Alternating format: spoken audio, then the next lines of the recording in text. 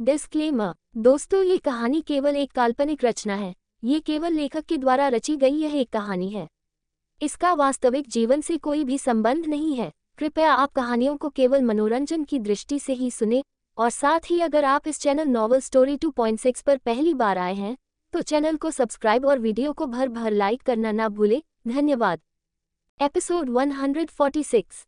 Room में ही dinner रखा था, लेकिन याना ने कुछ भी खाने से मना कर दिया। तब अमन ने याना को जूस देते हुए कहा, चलो जूस तो पी लो। तब याना ने मुंह फेर कर खड़े होकर कहा, मुझे नहीं पीना। तब अमन ने सख्ती से कहा, तुम खुद से पीती हो या मैं अपने मुंह से पिलाऊं? और याना ने तुरंत जूस हाथ में ले लिया और एक सांस में जूस गले के अंदर उतार लिया और गुस्से में जाकर सोफे पर बैठ गई। और कुछ देर में ही याना का सर भारी होने कहा और कुछ देर में ही याना बेहोश होकर सोफे पर गिर गई।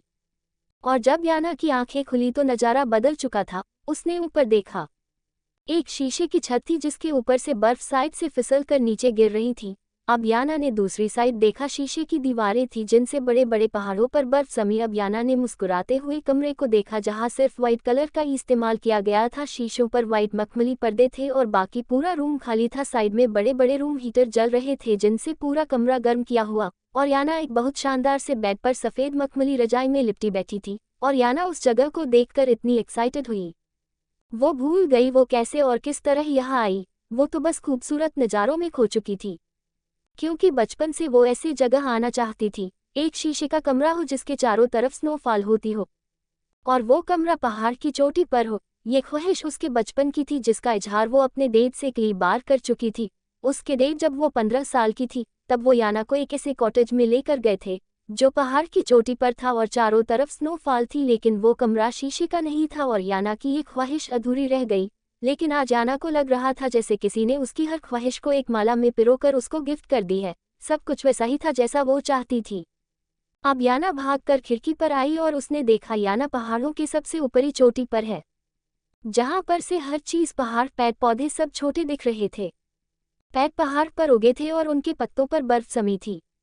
अब याना ने मुस्कुराते हुए अपना हाथ बाहर निकाला और हाथ पर बर्फ ली और खिलखिला कर हंसते हुए कहा, सो ब्यूटिफुल। याना बहुत ज्यादा खुश थी और उसने मुस्कुराकर अब चारों तरफ देखा और याना के चेहरे से हंसी एकदम गायब हो गई, क्योंकि सामने सोफे पर ब्लैक कोट पेंट में टांग पर टांग रखे सीने पर हाथ बांधे अमन याना को मुस्कुराती नजरों से देख रहा था।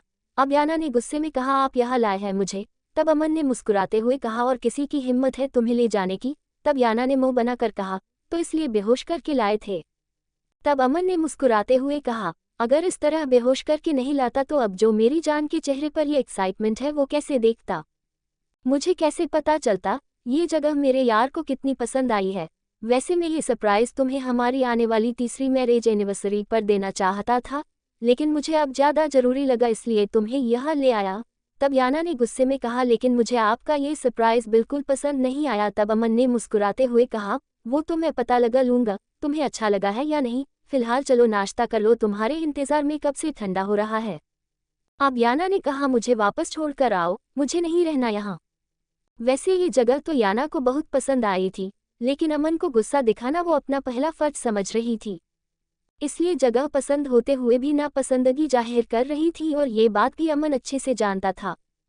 तब अमन ने कहा, ठीक है वापस चलेंगे, मुझे भी कौन सा यहाँ उम्र गुजारनी है, वापस चलेंगे, पहले नाश्ता कर लो। और याना ने अब ज्यादा जिद्दी करनी ठीक नहीं समझी, क्योंकि वो आ तो चुकी थी और अमन की मर्जी के बिना कुछ नहीं हो सकता था, इसलिए मजबूरन आहिस्ता से एक टेबल पर बैठ गई जो पूरी कांच की बनी थी। यहाँ तक कि उसकी कुर्सियां भी कांच की थी और प्लेट भी सफेद कांच की थी जिनके आर पार देखा जा सकता था, और इसी तरह का सब सामान था।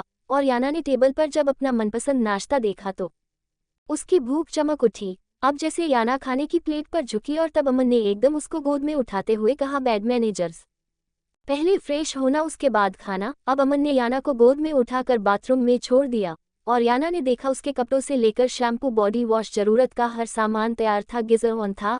अब याना नहाकर बाहर आई तो अमन नाश्ता दोबारा गर्म कर चुका था और याना के बैठने से पहले ही अमन ने आहिस्ता से चेयर पीछे की और याना बैठ गई और फिर अमन ने उसके आगे नैपकिन रखा और चम्मच में लेकर आहिस्ता से चेक करके सूप की चम्मच याना की तरफ बढ़ाए। याना ने कहा, मैं खा सकती हूँ? तब अमन ने मुस्कुराते हुए कहा, मैं जानता हूँ मेरी जान खुद खा सकती है। लेकिन आज मैं खुद अपने हाथों से खिलाना चाहता हूँ। मुंह खोलो। और याना के ना करने के बाद भी अमन ने याना को अपने हाथों से खाना खिलाया और फिर उसके होंठ नैपकिन से साफ करके उसको गोद में उठाकर फिर से ब्लैंकेट में बैठा दिया और नाश्ते की बर्तन उठाकर अंदर ले गया। अब अमन एक कोट लेकर आया और याना को सर से लेकर ऊपर तक पैक कर दिया। अब याना ने गुस्से में पूछा, ये क्या कर रहे हो और मेरे बच्चे कहाँ पर है? वो मुझे दिखाई क्यों नहीं दे रहे? तब अमन ने कहा, आपके बच्चे बिल्कुल ठीक है और अपनी सुमित्रा दादी के पास है। और जब याना ने स्क्रीन पर अपने बच्चों को आर्या और सुमित्रा चाची के पास खेलते देखा तो तब याना को तसल्ली हुई। अमन अब याना को बाहर ले आया और याना अब स्नोमैन बना रही थी और अमन पहाड़ों की फोटो खींच रहा था। याना इस जगह पर बहुत ज्यादा खुशी महसूस कर रही थी, लेकिन जैसे ही अमन उसकी तरफ मुस्कुराते हुए देखता तो तुरंत मुंह बिगाड़ लेती, जैसे वो मजबूरी में उसके साथ रह रही है। अब याना ने बहुत मेहनत से स्नोमैन बनाया और मुस्कुराते हुए कहा, मेरा स्नोमैन। अभी याना मुस्कुराकर उसको हग करती, तभी अमन ने उसके स्नोमैन में एक लात मारी और स्नोमैन धड़ाम से गिरकर बिखर गया। और याना ने बहुत ज्यादा गुस्से में चीखते हुए कहा, आपकी हिम्मत कैसे हुई मेरा स्नोमैन तोड़ने की? तब अमन ने गुस्से में कहा, तुम्हारी जिंदगी में बस एक ही मेन है और वो मैं हूँ। इसके अलावा किसी और को अपना मेन बताया तो उसका भी यही हाल होगा जो इसका हुआ है। और याना को इतना गुस्सा आया, याना ने बर्फ का गोला बनाकर अमन के ऊपर मारा, जिसको अमन ने अपने मुंह पर आने से पहले हाथों से रोक लिया। और याना ने फिर से मारते हुए कहा, नहीं हो तुम मेरे, कुछ भी, चले जाओ यहाँ से, आई हेट यू। तब अमन ने मुस्कुराते हुए याना को हाथ के इशारे से रोकते हुए नीचे पंजों के बल बैठकर बहुत सारे बर्फ के गोले बनाने लगा। अब याना ने हैरान होकर पूछा, ये आप क्या कर रहे हो? तब अमन ने मुस्कुराते हुए कहा, मेरी जान को मुझे मारने के लिए बार बार ये बर्फ के गोले बनाने की मेहनत नहीं करनी पड़ेगी, इसलिए बनाकर दे रहा हूँ। और याना मुंह खोले उस पागल दीवाने को देख रही थी जो अपने पीटने के लिए खुद ही बर्फ के गोले उसको तैयार करके दे रहा था। अब अमन बहुत सारे गोले बनाकर दूर खड़ा हो गया और याना से कहा, चलो स्टार्ट करो। अब याना ने गुस्से में उठाकर बर्फ के गोले मारने शुरू कर दिए और अमन मुंह नीचे करके सर झुकाए खड़ा था और याना सारे गोले उठाकर उसको गुस्से में मार रही थी, जो अमन लगते हुए नीचे गिर रहे थे। और याना अब मारते मारते थक चुकी थी, अब मुंह पर हाथ रखकर रोने लगी। और तभी अमन ने अपने सर से और कपड़ों से बर्फ झाड़ी और भागकर याना के पास आया, जो मुंह पर दोनों हाथ रखकर रो रही थी। और तभी अमन ने याना को अपनी बाहों में समेट लिया और याना अब उसके सीने में मुंह छुपाए रो रही थी और साथ साथ आई हेट यू भी बार बार दोहरा रही थी। और अमन हर बार उसके आई हेट यू का जवाब आई लव यू कह कर देता और याना अब ठंड से कांपने लगी थी। तभी अमन ने याना को किसी बच्चे की तरह गोद में उठाया और अपनी जैकेट में छुपाकर उसको वापस कमरे में ले आया और जल्दी से याना के लिए कॉफी बना लाया, हीटर ऑन किए। लेकिन याना की ठंड कम होने का नाम नहीं ले रही थी और अमन ने अब अपनी जैकेट उतारी और याना को अपने सीने में छुपाकर ऊपर से रजाई ढक ली। याना ने अब मचलते हुए कहा, दूर रहो मुझसे, मुझे डर लगता है आपसे। लेकिन अमन ने याना को सख्ती से खुद में भींच लिया, वहशी जानवर छोड़ो मुझे, अगर दोबारा मुझे कुछ भी किया तो जान ले लूंगी। तब अमन ने प्यार से याना के सर के पीछे हाथ रखकर जबरदस्ती उसको अपने सीने में छुपा लिया और याना झटपटा रही थी। तब अमन ने उसके सर पर अपने होंठ रखते हुए कहा, शुश, डरो मत मुझसे जान, मैं कभी तुम्हें नुकसान पहुंचाने का सोच भी नहीं सकता, क्योंकि इस दीवाने की दीवानगी हो तुम, मेरा पहला जुनून हो तुम, मेरा इश्क हो तुम। दीवानगी की इंतहा जहाँ खत्म होती मेरी दीवानगी वहाँ से शुरू होती है। इंसान को जीने के लिए सांसों की जरूरत होती है, लेकिन इस अमन को जीने के लिए याना की जरूरत है। एक 10 साल के बच्चे की ख्वाहिश हो तुम, किसी के बागी दिल का सुकून तुम, शिद्दते यार हो तुम, बेकार दिल का करारा हो तुम, मेरी पहली सोच और आखिरी एहसास हो तुम।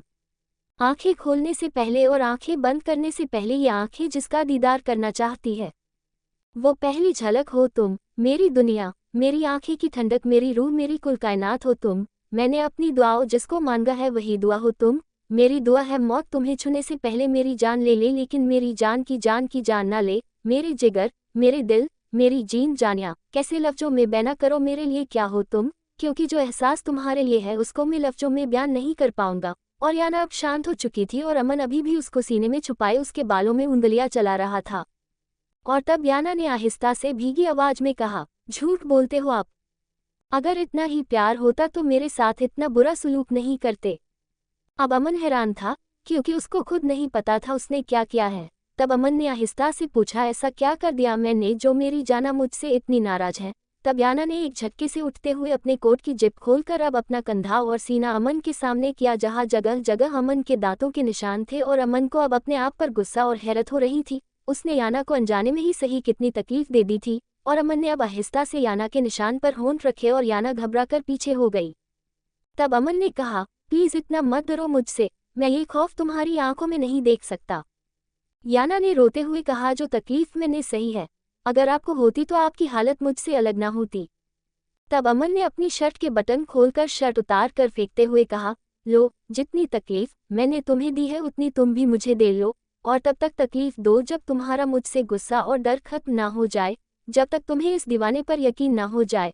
और याना को भी अब गुस्सा आया और याना को वो रात याद आई जब वो उसको जख्मी कर रहा था और याना तड़प रही थी। अब याना ने गुस्से में अमन के कंधे पर दांत गाड़ दिए और अमन ने मुस्कुराते हुए आंखों में प्यार लिए याना को देख रहा था, जैसे याना उसको काट नहीं रही बल्कि प्यार कर रही है।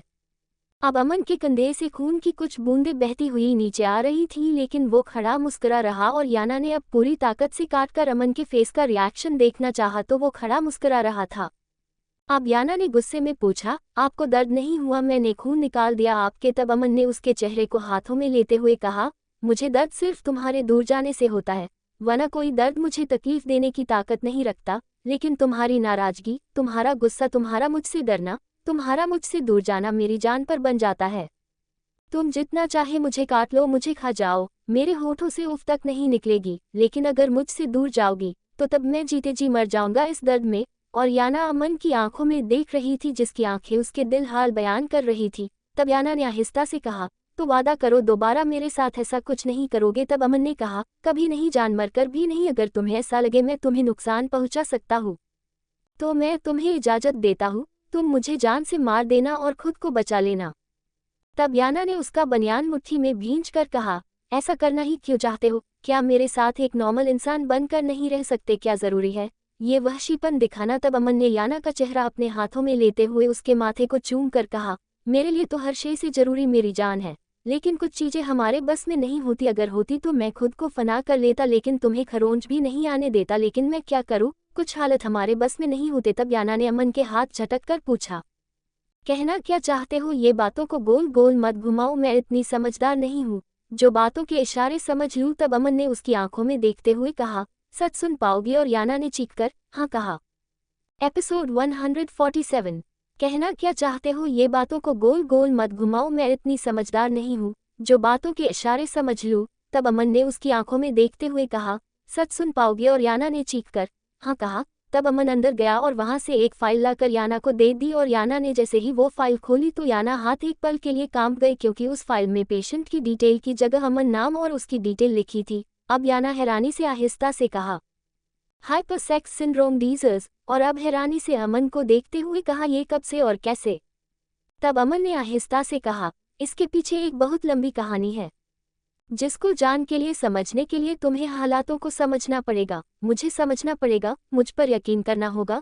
मैं सब तुम्हें बता दूंगा क्योंकि मैं तुम्हें बताना चाहता हूँ। बस तुम इतना जान लो, मैंने जो कुछ भी उस दिन तुम्हारे साथ किया था सब अनजाने में किया, क्योंकि जब तक मैं मेडिसिन लेता हूँ तो नॉर्मल रहता हूँ, और जब मैं मेडिसिन नहीं लेता तो मेरी यही हालत हो जाती है। और उस रात जब तुम मेरे करीब आई तब मैंने मेडिसिन नहीं ली थी, इस वजह से मुझे कुछ नहीं पता चला मैंने तुम्हारे साथ क्या किया है। अब याना ने हैरान होकर कहा, कब से है ये बीमारी आपको? तब अमन ने कहा, पिछले 1 साल से मैं इसको फेस कर रहा हूँ।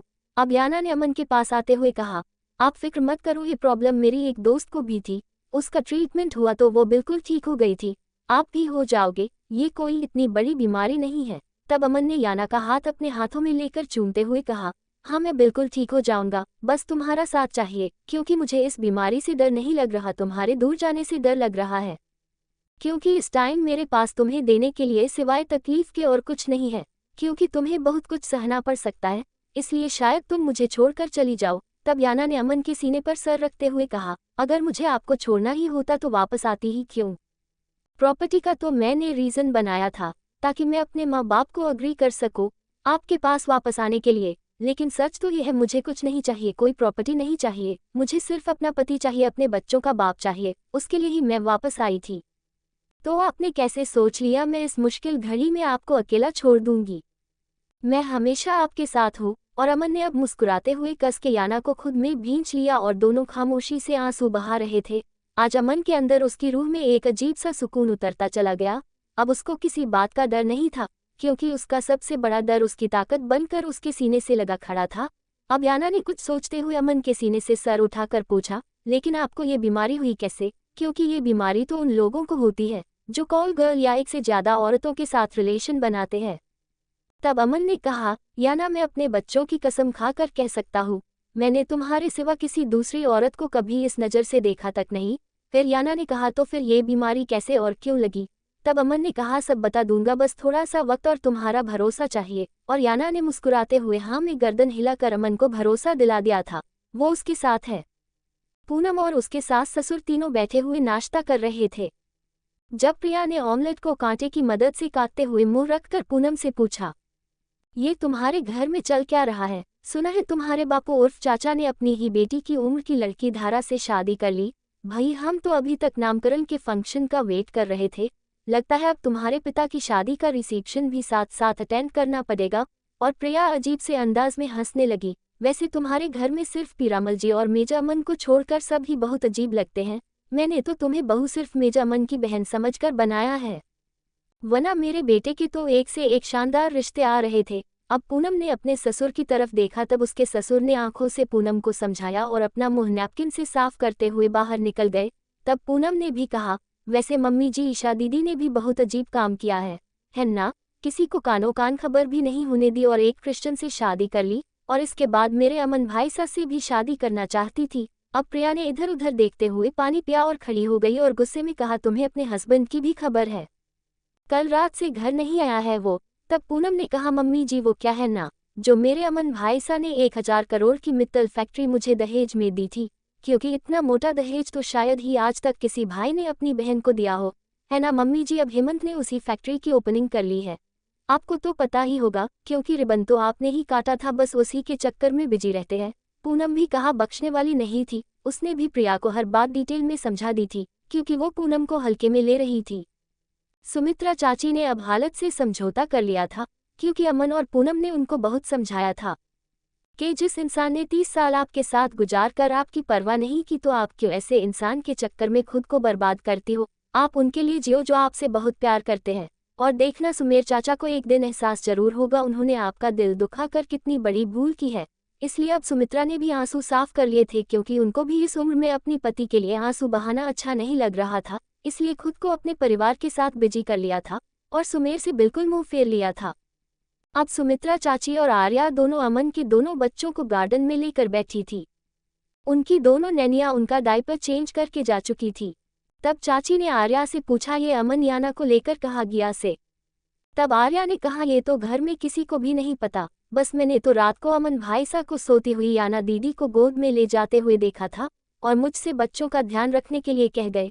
तब चाची ने मुस्कुराते हुए कहा, वैसे अच्छा ही है दोनों साथ कुछ समय बीता ले, क्योंकि जब से दोनों की शादी हुई है साथ ना रह सके दोनों, कोई ना कोई उन दोनों के बीच अपनी टांग अड़ाता ही रह। बस मैं तो अब भगवान से यही कहूँ, मेरे बेटे बहू को अब हमेशा के लिए एक कर दे, अब कोई उनके बीच में तीसरा ना आए, क्योंकि अब उनकी दूरी इन दोनों मासूम बच्चों के लिए सजा बन जाएगी, क्योंकि इन दोनों बच्चों को माँ बाप दोनों का ही प्यार चाहिए। और धारा दूर खड़ी ये सब सुन रही थी और गुस्से में कहा, सुमित्रा जी इनको माँ बाप का प्यार मिलेगा, लेकिन इनकी माँ याना ना धारा बनेगी।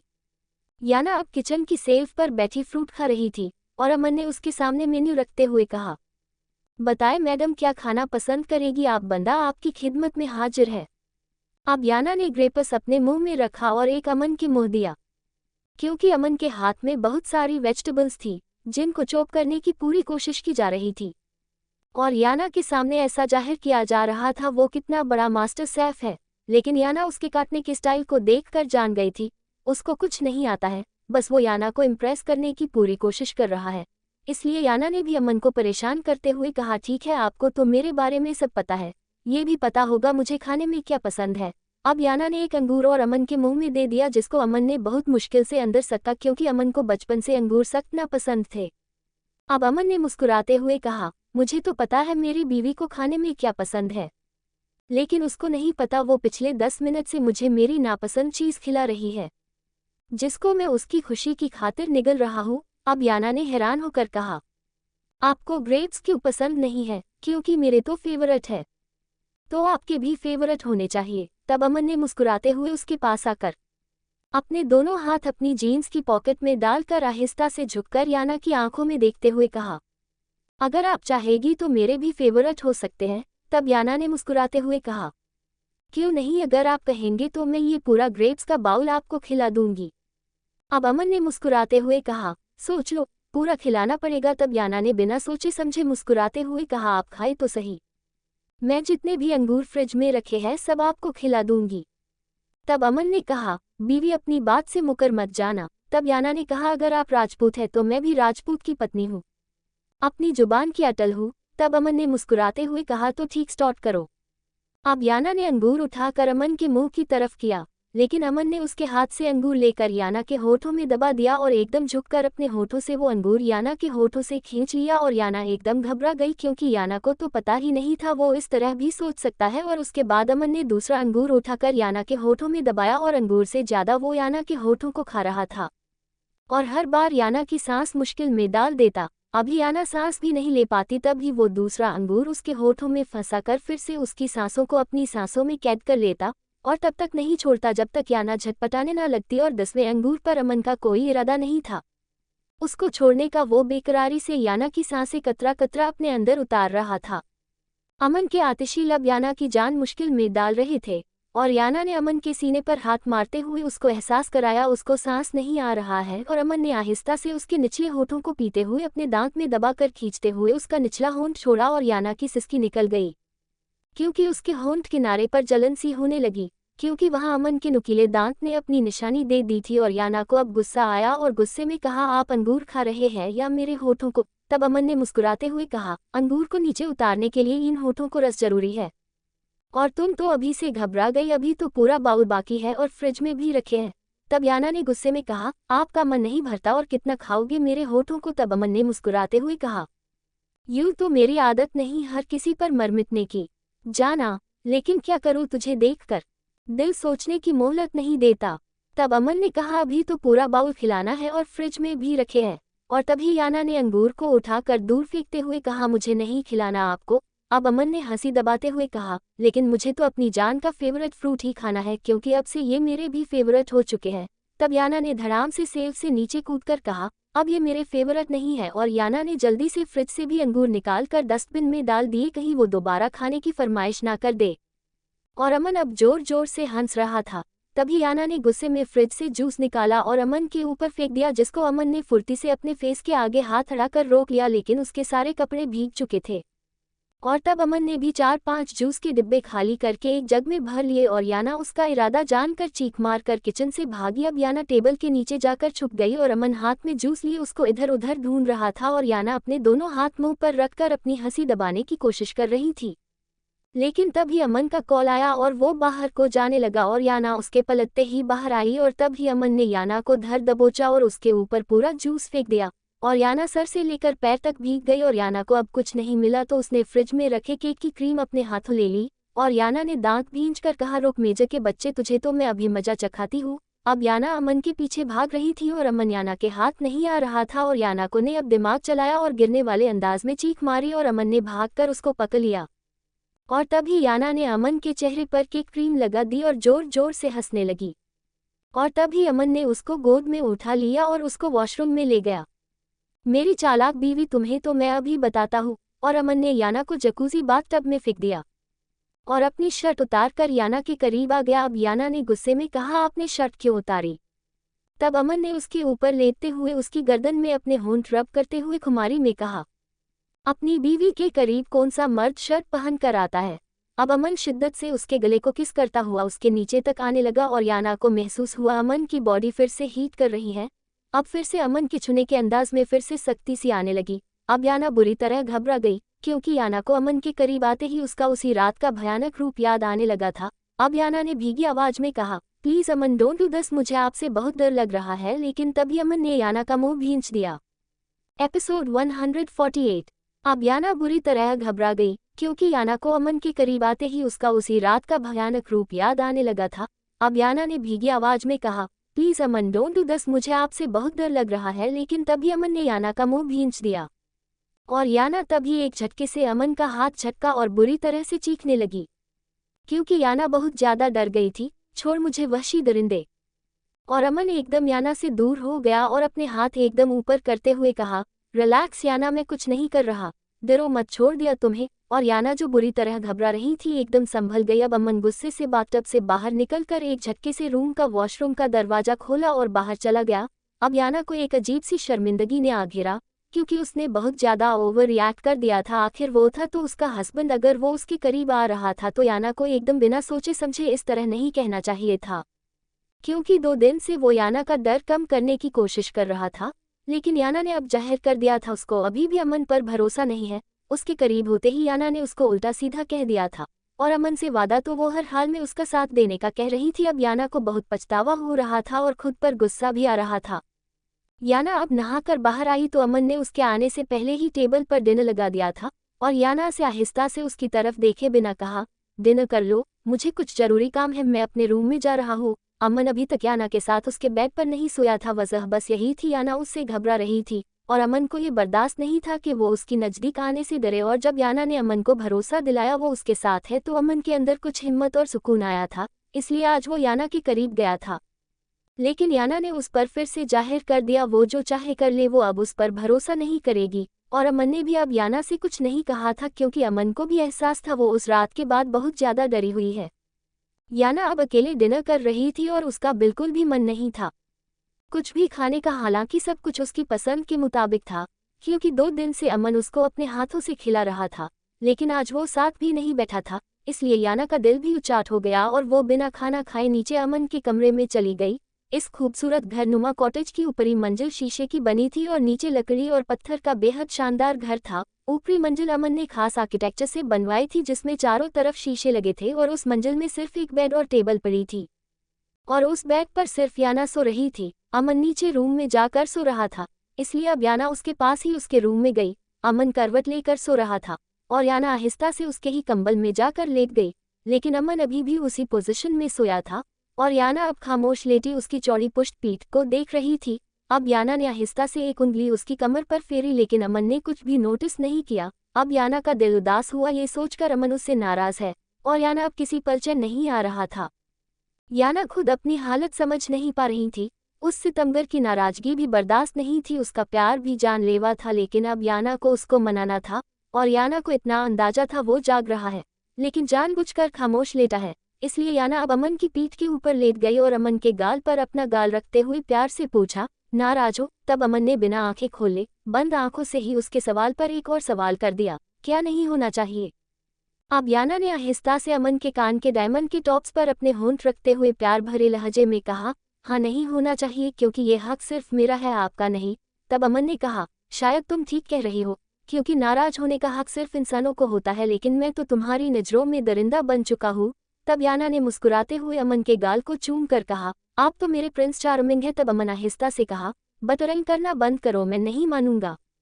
तब याना ने अमन को एक झटके से सीधा करते हुए उसके ऊपर आते हुए कहा, मैं मना लूंगी। और याना अब अमन को अपने दोनों घुटनों के बीच में करके उसके पेट पर बैठ गई और अमन के ऊपर झुकते हुए कहा, मैं इस मेजर को मनाना जानती हूँ। अमन दिलचस्पी से याना के इस अंदाज को देख रहा था। तब अमन ने कहा, अब तुम्हें डर नहीं लग रहा इस दरिंदे से? तब याना ने कहा, क्योंकि इस ब्यूटी को अपने बीस्ट से बहुत ज्यादा प्यार है। अब याना ने आहिस्ता से अमन की शर्ट के बटन खोलने स्टार्ट कर दिए और अमन ने बिना पल के झपका याना के मुस्कुराते चेहरे को देखते हुए याना के हाथों को पकड़कर कहा, अगर मन में डर है तो ये मत करो, क्योंकि अब मैं दोबारा तुम्हारी आंखों में अपने लिए खौफ नहीं देख पाऊंगा। जाओ, जाकर सो जाओ, मेरी नाराजगी के लिए तुम खुद को तकलीफ मत दो। अब अमन ने याना को अपने ऊपर से हटाकर फिर से करवट लेनी चाहिए, लेकिन तभी याना ने उसको अपनी तरफ खींच लिया और अमन के चेस्ट पर अपने होंठ रखकर पैशनेटली फेरते हुए अमन की गर्दन तक आई और उसके गले को जल्दी जल्दी किस कर रही थी और अमन आंखें बंद करे उसकी हर टच को महसूस कर रहा था और अमन की सांसें भारी होने लगी थी। अब याना ने अमन के कान की लो को दांतों में लेकर हल्का सा काट लिया और उसके दोनों गालों को चूमती हुई अब उसके होठों पर झुक गई और शिद्दत से अमन के होठों को पीने लगी। और तब अमन की बर्दाश्त के बांध टूट गए और उसने याना की कमर पर हाथ रखकर उसको पलक झपकते ही अपने नीचे कर लिया। लेकिन याना के होठों एक पल के लिए भी आज़ाद नहीं किए। अब मेजर ने याना की जान मुश्किल में डाल दी थी, क्योंकि अब किस मेजर ने करनी स्टार्ट कर दी थी और याना ने अब खुद को मजबूत कर लिया था उसकी शिद्दत सहने के लिए। अमन के हाथ अब याना के मुलायम जिस्म पर अपनी सख्ती दिखाने लगे। वो मेजर अब याना के जिस्म को अपने हाथों में इस तरह मसल रहा था जैसे एक गुलाब को अपने हाथों में मसला दिया जाता है। याना के होठों की मुलायम पंखुड़ियां पर अब उसके दांतों की सख्ती महसूस होने लगी और दोनों का जिस्म कपड़ों से आज़ाद था और याना अंदर से घबरा रही थी, लेकिन वो उसके सामने जाहिर नहीं करना चाहती थी कहीं वो फिर से नाराज ना हो जाए। अमन की घनी ब्राउन शैफ की चुभन याना के मुलायम जिस पर उसकी शिद्दत का एहसास करा रही थी। अमन याना के चेहरे को होठों को चूमता हुआ उसके सीने पर आ चुका था और याना का दिल अब पसलियां तोड़कर बाहर निकलने को था, क्योंकि अमन को उसकी धड़कनें अपने कानों में सुनाई दे रही थी और उसके जिस्म में अलग तरह की कपकपी पैदा हो रही थी। अब अमन ने अपने होठ उसके धड़कते दिल पर रखकर उसको खुद में भींच लिया। अमन का चेहरा याना के क्लीवेज के बीच में था और अमन ने उसके सीने में अपना चेहरा छुपाकर आहिस्ता से पूछा, आर यू स्कैर्ड? और याना ने फूली सांसों से ना में जवाब दिया। अब अमन उसके बालों में उंगलियां चलाता हुआ आहिस्ता बोला, सो जाओ, तुम्हें आराम की जरूरत है। क्योंकि अमन महसूस कर चुका था वो डर रही है और अमन भी अब कुछ याद करके डर रहा था, इसलिए उसने याना को फोर्स नहीं किया और धीरे धीरे उसके बालों में उंगलियां चलाता रहा। और याना कुछ ही देर में याना सो चुकी थी और उसके सोते ही अमन एक झटके से उसके पास से उठा और बाहर खिड़की पर आ गया और गहरे गहरे सांस ले रहा था। और तभी अमन ने अपनी टैबलेट ली, लेकिन इस बार उसने अपनी डोज डबल कर दी थी और शावर के नीचे जाकर खड़ा हो गया। और अमन को याद आया, इंद्राणी लेख में लिखा था, जब श्रापित खून अपनी श्राप की चरम सीमा की उम्र पर पहुंचेगा उस टाइम वो जितना अलग अलग स्त्रियों से संबंध बनाएगा उतनी ही उसकी हालत उसके बस के बाहर होगी और वो दूसरी स्त्री को नुकसान भी पहुंच सकता है। ऐसे में उसको सिर्फ अष्टम कन्या से ही संबंध बनाने होंगे, वो ही श्रापित खून को शांत कर सकती है। इसलिए अमन भी अब याना के करीब आने से कतराने लगा था। मोना अब साहिल के पास बैठी उस पर याना को छोड़ने के लिए गुस्सा दिखा रही थी। साहिल, तुम इतनी बड़ी बेवकूफ़ी कैसे कर सकते हो? तुमने याना को उस अमन के पास क्यों छोड़ दिया? क्योंकि वो बहुत चालाक है, वो इस 7 दिन में ही याना का माइंड डाइवर्ट कर देगा, अब वो वापस कभी नहीं आएगी। तब साहिल ने कहा, मैं सब जानता हूँ, लेकिन मैं भी बेवकूफ़ नहीं हूँ जो अमन की चालाकियों को ना समझे, लेकिन मैंने भी वो काम किया है कि अमन खुद हमारी बेटी को हमारे पास छोड़कर जाएगा। तब मोना ने पूछा, क्या मतलब? तब साहिल ने सिगरेट पीते हुए कहा, मैंने धारा के दिमाग में बहुत अच्छी तरह बैठा दिया है कि श्राप तोड़ने से पहले वो अमन से शादी करने की शर्त रखे, वरना वो श्राप ना तोड़े और अमन अपने लिए ना सही अपने बच्चे और आने वाली नस्लों के लिए ये श्राप हर हाल में ख़त्म करना चाहता है। और श्राप सिर्फ अष्टकन्या खत्म कर सकती है, जो कि उनकी नज़रों में अब धारा है। इसलिए अमन को याना को तलाक देकर धारा से शादी करनी पड़ेगी और जब ये श्राप तोड़ने की प्रक्रिया शुरू होगी तब अमन को धारा के साथ एक अलग सुनसान जगह जाना पड़ेगा, क्योंकि श्राप तोड़ने के दौरान श्रापित खून के सामने अष्टकन्या के अलावा और किसी और औरत की परछाई भी नहीं पड़नी चाहिए और उसी समय मुझे याना को अपने घर वापस लाना है। ये कह करके मैंने इंद्राणी लेख के आखिरी के 2 पन्ने पढ़े हैं जिस पर लिखा था, श्राप टूटने के बाद सिर्फ अष्टकन्या ही राजवंश के साथ रह सकती, कोई और नहीं, और अगर किसी और ने उसके साथ रहने की कोशिश तो श्राप फिर कभी खत्म नहीं होगा। तब मोना ने कहा, लेकिन अमन को पता चल गया याना ही अष्टकन्या है, तब क्या होगा? तब साहिल ने कहा, कैसे पता चलेगा? इस राज का सिर्फ तुम्हें और मुझे पता है, बाकी याना को भी नहीं पता वो एक अष्टकन्या है। तब मोना ने कहा, लेकिन साहिल, अगर धारा अमन का श्राप तोड़ने की अगर कोशिश करेगी तो क्या होगा, क्योंकि वो तो अष्टकन्या नहीं है। तब साहिल ने कहा, धारा के साथ तो होगा जो होना है, लेकिन अमन की हालत बहुत खराब हो जाएगी, क्योंकि वो संभोग करेगा तो उसके अंदर की ज्वाला और भड़केगी जिसमें वो जलकर उसकी हालत जानवरों से बदतर हो जाएगी, और अगर नहीं करेगा तो जिस्म फटने लगेगा। दोनों हालातों में अमन की मौत पक्की है। तब धारा ने पूछा, साहिल एक बात बताओ, अमन तुम्हें तो बहुत प्यारा था, फिर अचानक इतनी नफरत कैसे? तब साहिल ने कहा, क्योंकि मुझे पहले पता नहीं था ये अमन यादव का बेटा है, उस यादव का जिसने मेरे पिता की जान ली और मेरी माँ के साथ भी जबरदस्ती की, और मेरी माँ सिर्फ केशव दादा के कहने पर सब बात छुपा गई, लेकिन मुझे पता था, इसलिए मैं यादव से बदला लेना चाहता था, लेकिन तभी मुझे पता चला यादव मर चुका है, लेकिन उसका बेटा तो जिंदा है, और बदकिस्मती से उसको ही मैंने अपना दामाद बना लिया, लेकिन अब बहुत जल्द अपनी बेटी को उससे छुटकारा दिला दूंगा। याना की अब आंखें खुली तो अमन याना के पास बैठा उसके नाखूनों पर नेल पेंट पॉलिश लगा रहा था। अब याना ने अब अपने हाथों को देखा तो मुस्कुराने लगी और अमन को प्यार से थैंक यू कहा। तब अमन ने खड़े होते हुए कहा, हस्बैंड वाइफ में थैंक्स इस तरह नहीं होता। तब याना ने पूछा, तो फिर किस तरह होता है? तब अमन ने मुस्कुराते कहा, बता दूंगा, पहले तुम फ्रेश हो जाओ, नाश्ता ठंडा हो रहा है। अब दोनों ने मिलकर साथ नाश्ता किया, लेकिन याना महसूस कर रही थी अमन के चेहरे पर पहले दिन वाली खुशी नहीं थी। वो हंस तो रहा था, लेकिन याना उसकी हंसी के पीछे का दुख समझ नहीं पा रही थी।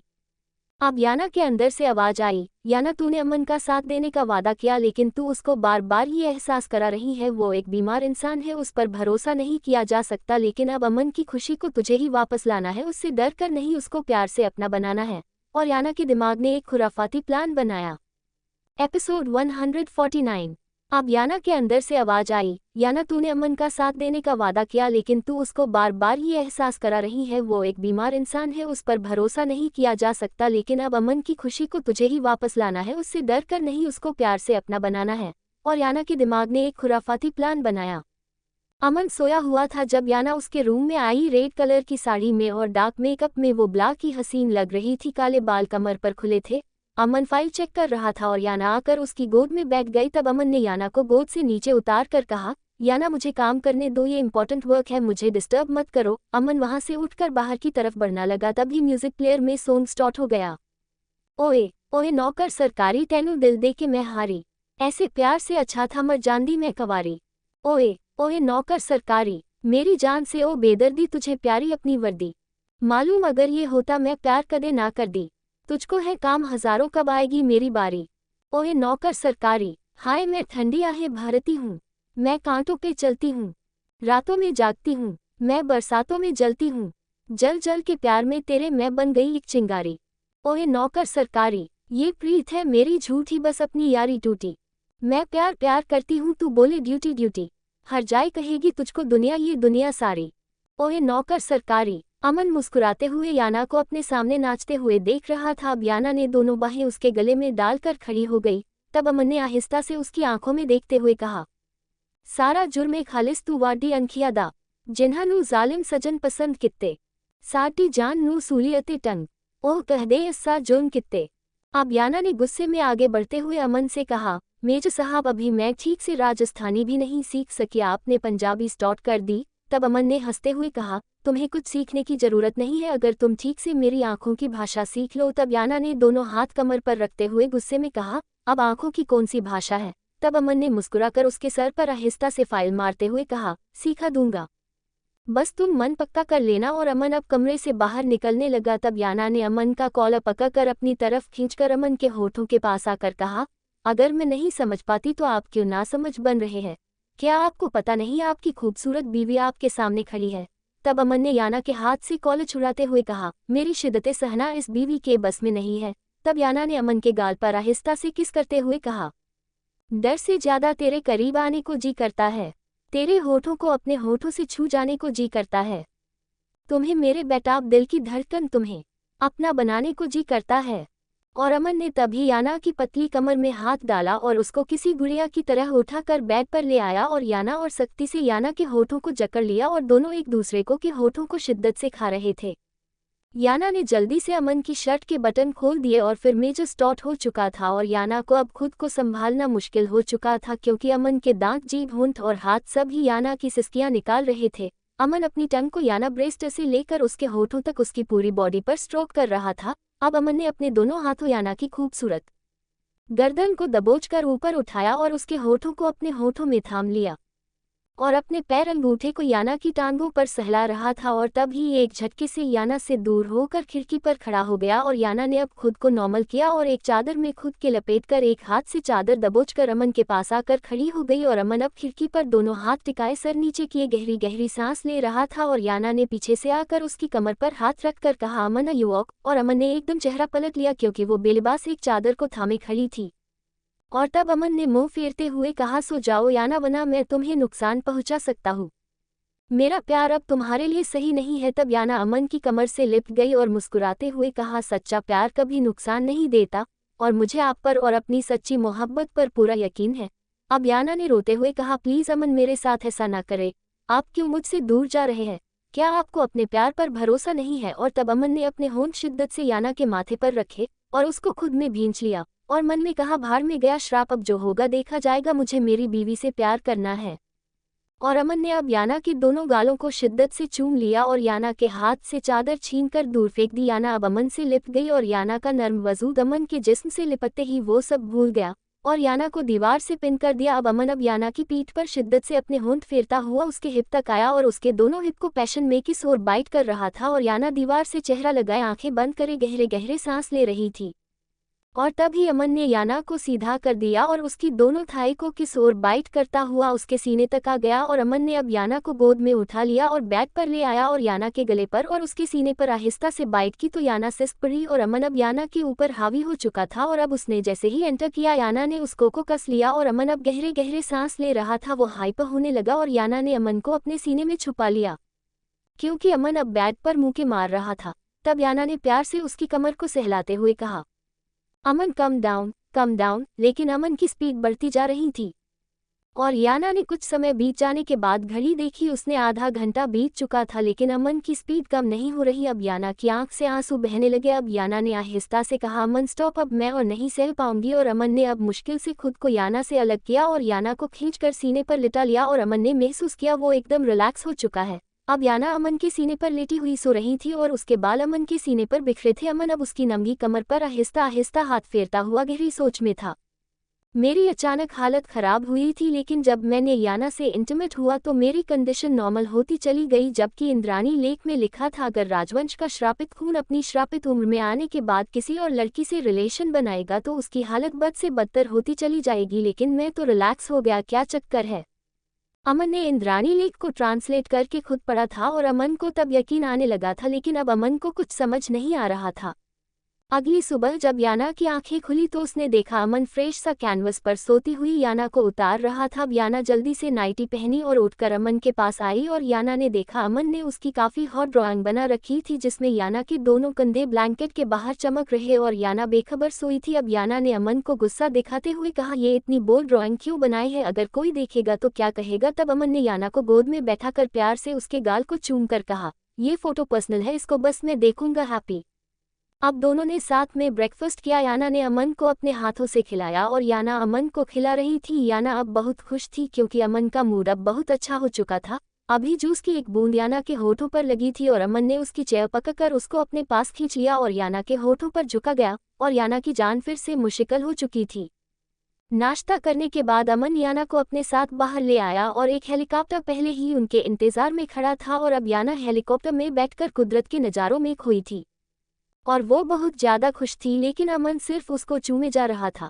अब याना ने उसको आंखें दिखाते हुए कहा, अमन कितना अच्छा व्यू है, लेकिन आप तो मुझे खाने पर तुले हो, रात से कितनी किस कर चुके हो। अब अमन ने मुस्कुराकर गुनगुनाते हुए कहा, तेरे चेहरे से नजर नहीं हटती, नज़ारे हम क्या देखे। तब याना घूरकर फिर से फोटो लेना स्टार्ट किया और अमन अपना काम स्टार्ट कर चुका था। अब अमन ने हेलीकॉप्टर वाले को इशारा दिया और तभी अमन याना को लेकर बाहर कूद गया और याना हल्के बल चीख उठी। लेकिन जब याना ने देखा वो बिल्कुल ठीक है, अमन ने उसको सीने में दबोचा हुआ और वो दोनों आसमान में उड़ रहे हैं। याना समझ गई अमन ने बंजी जंपिंग की है और साथ में याना को भी लेकर आ गया। अब वो एक समुंदर के पास आ गए। अब याना खुशी से चहक रही थी समुंदर देखकर। अब अमन और याना दोनों समुंदर में मस्ती कर रहे थे। याना 2 पीस में थी, अमन ब्लैक अंडरवेयर और अब दोनों रात को रेत पर लेटे थे। याना ने अमन के सीने पर सर रखा हुआ था और याना ने देखा अमन गहरी सोच में था। तब याना ने पूछा, अमन क्या सोच रहे हो। तब अमन ने आहिस्ता से अपना चेहरा याना के गले में छुपा लिया। याना को अब महसूस हो रहा था शायद अमन उसको छुपा रहा है और याना पूछना नहीं चाहती थी, वो चाहती थी अमन खुद से ही उसको सब बता देगा। अब याना ने अमन को अपने सीने में भींच लिया और अमन ने अब याना के गले को पीना शुरू कर दिया और याना ने उसको रोकने की कोशिश नहीं कर रही थी। अब अमन गहरे गहरे सांस लेता हुआ याना के दोनों गालों और होठों को चूमने लगा और याना पर अपना हावी करता चला गया। फिर से चांद तारे उन दो जिस्मों की मिलन को देखकर शर्माकर बादलों में छुप गए थे।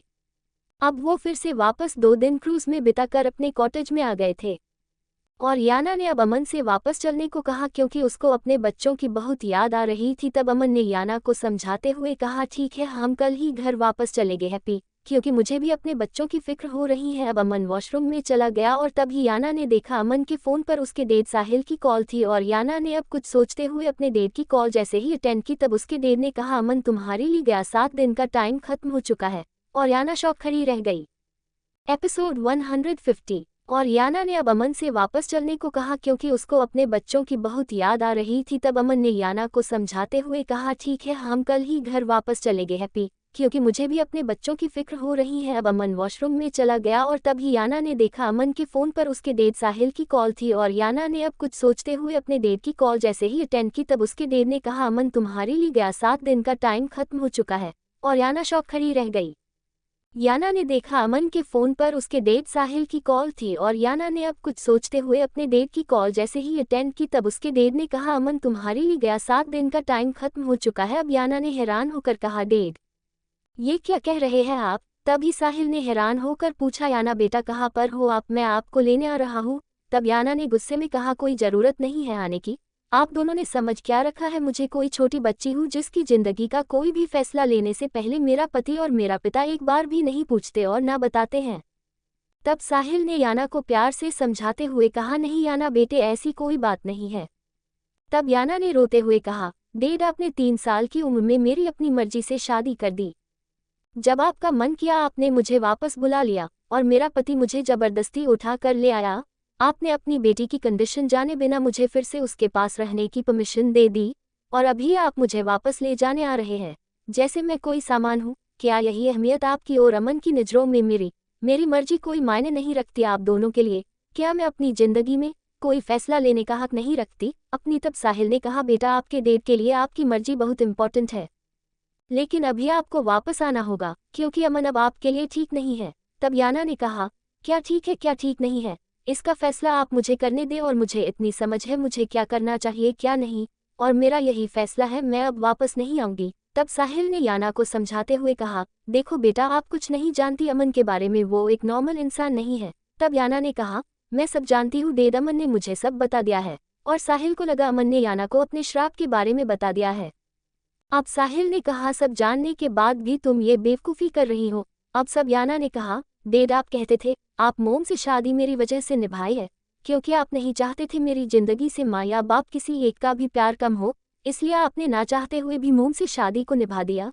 तो डैड आपने कैसे सोच लिया मैं अपने बच्चों की जिंदगी से उनके बाप का प्यार कम होने दूंगी? क्योंकि मेरे बच्चों को जितनी ज़रूरत उनकी माँ की है उतनी उनके बाप की भी है। और फिर अमन मुझसे और मेरे बच्चों से बहुत प्यार करते हैं और मैं भी अपने पति और बच्चों से बहुत प्यार करती हूँ और मैं किसी भी वजह से अपना घर नहीं तोड़ना चाहती। और अब जब अमन को सबसे ज़्यादा मेरी ज़रूरत है तो मैं इस परेशानी में उसको अकेला कैसे छोड़कर आपके पास आ सकती हूँ? डैड नहीं आ सकती, अगर आ भी गई तो पूरी ज़िंदगी खुद से नज़रें नहीं मिला पाऊंगी। तब साहिल ने कहा याना आप अभी बच्ची हो, अपना अच्छा बुरा नहीं समझती हो। तब याना ने अपने डैड को याद दिलाते हुए कहा डैड अब आपकी बच्ची अब 2 बच्चों की माँ बन चुकी है, इसलिए डैड आप और मोम अब मेरी पर्सनल जिंदगी से दूर रहे। और याना ने अब साहिल को आगे बोलने का मौका दिए बगैर खट से फ़ोन बंद कर दिया। और याना अब जैसे ही पलटी तो अमन को अपने पीछे मुस्कुराते पाया, जो याना की बातों से यकीनन बहुत इम्प्रेस हुआ था। लेकिन याना खोलती नज़रों से देखती हुई गुस्से में कमरे की तरफ बढ़ी और अमन अब उसके गुस्से की वजह जान चुका था और भागकर याना के पीछे आया, लेकिन याना ने खट से वॉशरूम का दरवाज़ा बंद कर लिया।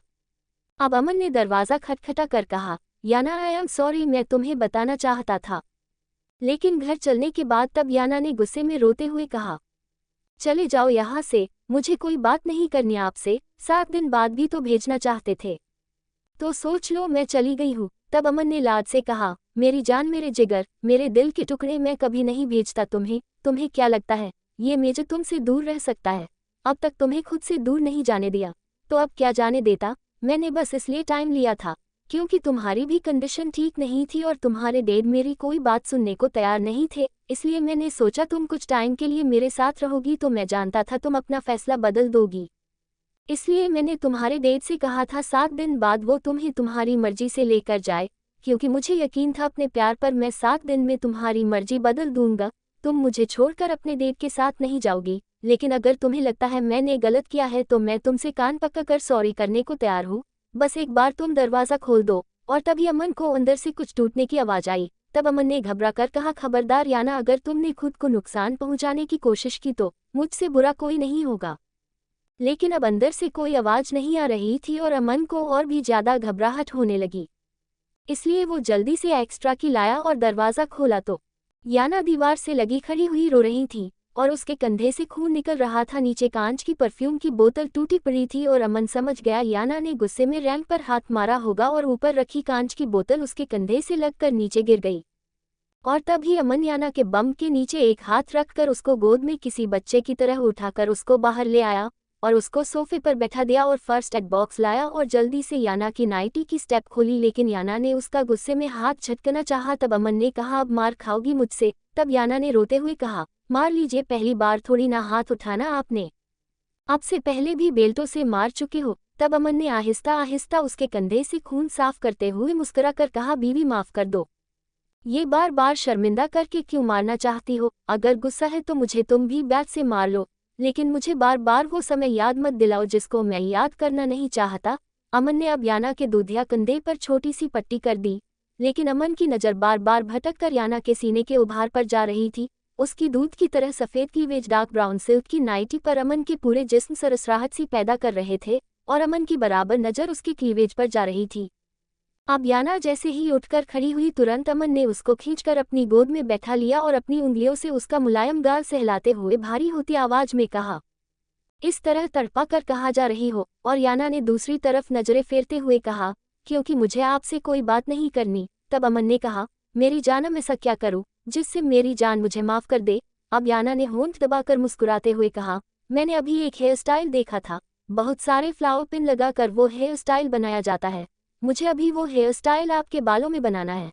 और अमन को उसकी ये ख्वाहिश बहुत अजीब लगी। तब अमन ने मुस्कुराते हुए कहा, ये फौजी कट हेयर में तुम कौन सा हेयर स्टाइल बनाओगी, पागल लड़की? अमन के बाल साइड से सिर्फ थोड़े हल्के थे और बीच में ब्राउन रंग के काफी घने बाल थे जो हर वक्त जेल से सेट होते या फिर उसके माथे पर बिखरे होते थे। अमन का हेयर कट दूसरे फौजियों से अलग था, जो अमन की खूबसूरती में और इजाफा बढ़ोतरी करता था। अब याना ने मुस्कुराते हुए कहा, कोई बात नहीं, मैं छोटे हेयर में ही बनाकर देख लूंगी। तब अमन ने कहा, ठीक है, लेकिन फिर आपको मेरे बाल फिर से पहले जैसे करने होंगे। तब याना ने कहा, डन। अब अमन सोफे पर बैठा था और याना अमन के सामने खड़ी अमन के खूबसूरत सिल्की बालों का बेड़ा गर्क कर रही थी, और अमन उसके कहने पर एक एक करके उसको फ्लावर वाली हेयर पिन उठा उठा कर दे रहा था। और याना ने उसके सारे बालों में कलरफुल फ्लावर की छोटी छोटी हेयर पिन लगा दी थी। और वो मेजर जिसने बचपन से लेकर आज तक अपनी माँ को भी अपने बालों के हाथ नहीं लगाने नहीं दिया था, और उसकी माँ हमेशा तरसती थी वो अपने बेटे के घने बालों में कंघी करे उनको संवारे, लेकिन अमन जब समझदार हुआ तो खुद ही अपने बाल बनाता था। उसने अपना हेयर स्टाइल अभी स्टार्टिंग से एक ही रखा हुआ था, वजह थी उसको अपने बालों के साथ कोई भी रिस्क नहीं लेना था। उसको अपने बाल हमेशा से बहुत पसंद थे। कभी कॉलेज टाइम में किसी लड़के ने हंसी मजाक में अमन के बालों को बिगाड़ने की कोशिश की तो अमन ने उसकी धूल सी उतार दी थी, क्योंकि अमन कहता था उसको अपने बालों के साथ मजाक पसंद नहीं है, उसको अपने बाल सबसे ज्यादा पसंद है। इसलिए किसी ने आज तक उसके बालों को छेड़ने की हिम्मत नहीं की थी, लेकिन आज याना उसी अमन के पसंदीदा बालों का सत्यानाश कर रही थी, और वो खामोशी से करा रहा था। इश्क वही करे जो जान की बाजी करे, सारी दुनिया को छोड़कर बस माशूका को राजी करे। अब याना ने पिन लगाकर अमन के बालों का हेयर स्टाइल बना दिया था, और याना ने अमन को देखते हुए दोनों हाथ उठाकर उसकी बूढ़ी औरतों की तरह उसकी बलाई लेकर अपने दोनों हाथ अपने सर पर लगाकर कहा, उफ कीना सोना मुंडा है तू। अब अमन ने अपना गुस्सा अंदर दबाकर अपने चेहरे पर जबरदस्ती स्माइल सजाकर एक हाथ अपने गाल के नीचे रखकर लटकियों वाला पोंछ दिया, क्योंकि इस टाइम अमन ही जानता था उसने अपने बालों का सत्यानाश दिल पर पत्थर रखकर करवाया था, सिर्फ याना की खुशी खातिर। और याना ने खिलखिला हंसते हुए फोटो ले लिया, और अमन ने आंखें फाड़ते हुए कहा, याना ये क्या कर रही हो, डिलीट करो फोटो। और हंसते हुए याना ने कहा, इसको आपके सभी सोशल मीडिया अकाउंट पर टैग करूंगी। आपके मिलियन फैंस आपका ये लुक देखकर यकीनन बहुत खुश होंगे, क्योंकि उनको अपने आर्मी के मेजर का एक नया लुक देखने को मिलेगा। अब याना हंसकर बाहर की तरफ भागी और अमन ने भागती हुई याना से कहा, याना प्लीज ऐसा मत करना, अभी पब्लिक को तुम्हारा मेजर को थप्पड़ मारने का गुस्सा बहुत मुश्किल से कंट्रोल कराया है मैंने, और अगर तुमने अपने अकाउंट से ये पिक्चर टैग कर दी तो पक्का मुझे the powerful general major Aman Singh Shekhawat के टाइटल से सीधा जोरों का गुलाम होने का टाइटल दे देंगे। प्लीज मेरी इज्जत का कुछ तो ख्याल कर लो। तब याना ने हंसते हुए कहा, ठीक है नहीं करूंगी, लेकिन मेरी एक शर्त है, आप मेरी बिना मर्जी के कोई काम नहीं करेंगे, कुछ भी करने से पहले मेरी परमिशन लेंगे। तब अमन कहा, ठीक है प्लीज अब ये फोटो डिलीट कर दो। तब याना ने कहा, मैं इसको डिलीट नहीं करूंगी, लेकिन प्रॉमिस मैं इसको कहीं टैग नहीं करूंगी।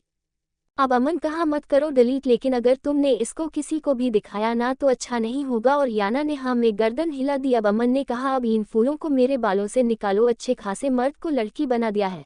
तब याना ने कहा, वैसे आप इस हेयर स्टाइल में और भी ज्यादा क्यूट लग रहे हैं। तब अमन ने कहा, मुझे नहीं लगना क्यूट, नमस्ते, अभी निकालो इनको। और याना अब अमन की गोद में बैठकर एक एक करके वो पिन निकाल रही थी, और अमन ने अपना चेहरा याना के गले में छुपा रखा था और उसको अपनी गोद में लेकर हक किए बैठा था।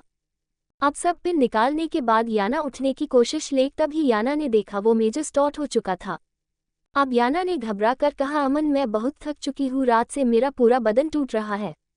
अभी रात की थकन नहीं उतरी, आप फिर से स्टार्ट हो चुके हैं, आज संडे है, आज तो छुट्टी दे दो मुझे। तब अमन ने कहा, मेरे प्यार से कभी छुट्टी नहीं मिलेगी तुम्हें। और अमन ने अब याना की नाइटी खींचकर उतार दी थी और याना अब उसके होठों की तपिश को अपने ब्रेस्ट पर महसूस कर रही थी और वो अपनी प्यास बुझा रहा था और याना अब गहरे गहरे सांस लेती हुई अपने होंठ काट रही थी। और अमन अब याना को वही कारपेट पर लेकर लेट गया और पल भर में उसके और अपने जिस्म से कपड़ों को उतार फेंका था। तो दोस्तों, आखिर कहानी में आगे क्या होगा, यह जानने के लिए इस स्टोरी को सुनते रहिए सिर्फ और सिर्फ novel_story_2.6 चैनल पर। और अगर कहानी आप सभी को पसंद आए तो वीडियो को लाइक, कमेंट और शेयर जरूर करें। धन्यवाद।